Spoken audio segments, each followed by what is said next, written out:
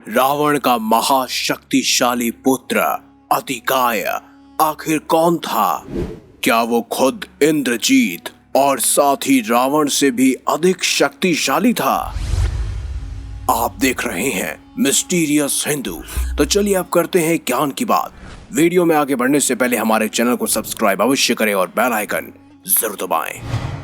जब जब रावण की बात की जाती है तब तब उसके शक्तिशाली भाई कुंभकर्ण और उसके पुत्र इंद्रजीत यानी मेघनाद की बात की जाती है।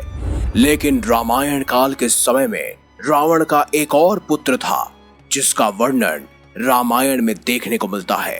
कहा जाता है वो इतना शक्तिशाली था कि खुद लक्ष्मण जी को उसका वध करना पड़ा था और उसके पास इतने सारे शक्तिशाली अस्त्र थे जिसकी कोई गिनती ही नहीं की जा सकती। हम बात कर रहे हैं रावण के पुत्र अतिकाय की। रावण की दूसरी पत्नी धन्यमालिनी का पुत्र अतिकाय अति शक्तिशाली मायासी राक्षस था। अपने पूर्व जन्म में वो महादैत्य कैटंब था जिसने वैकुंठ पर चढ़ाई करके स्वयं भगवान विष्णु तक को चुनौती दी थी। इस जन्म में वो अतिकाय महाशक्तिशाली और पराक्रमी रूप में पैदा हुआ। ये भी कहा जाता है कि उसने कैलाश पर्वत पर जाकर स्वयं भगवान शिव का मान भंग किया था।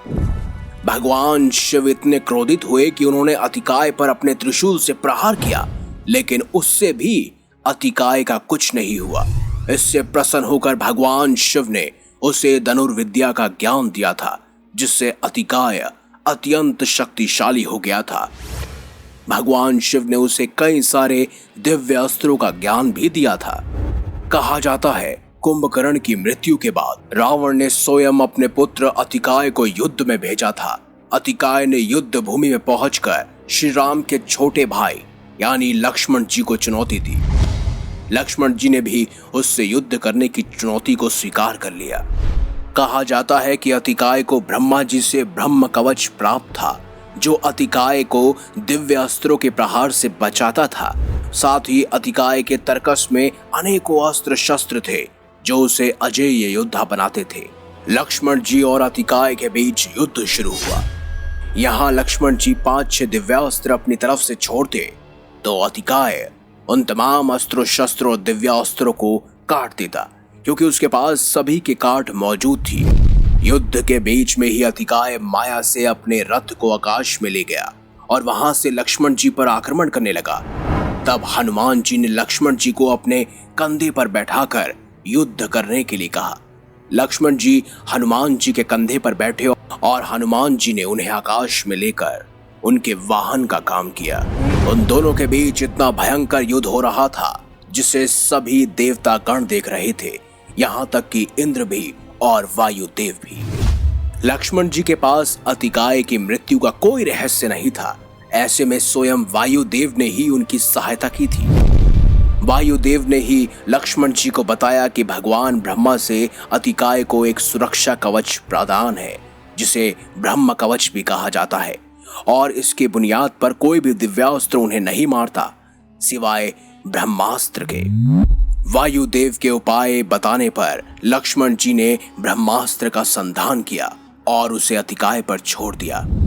अतिकाय भी अहंकार में था।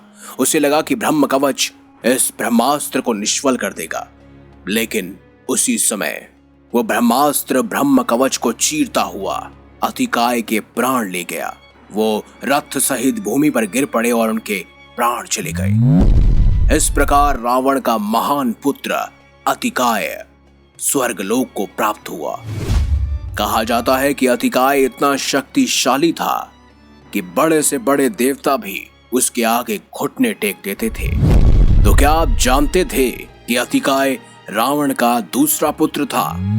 अगर हाँ तो कमेंट बॉक्स में जरूर बताएं।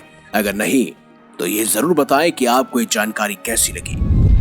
अपनी आने वाली वीडियोस रावण पर ही आधारित होंगी, तो उन्हें जरूर देखिएगा।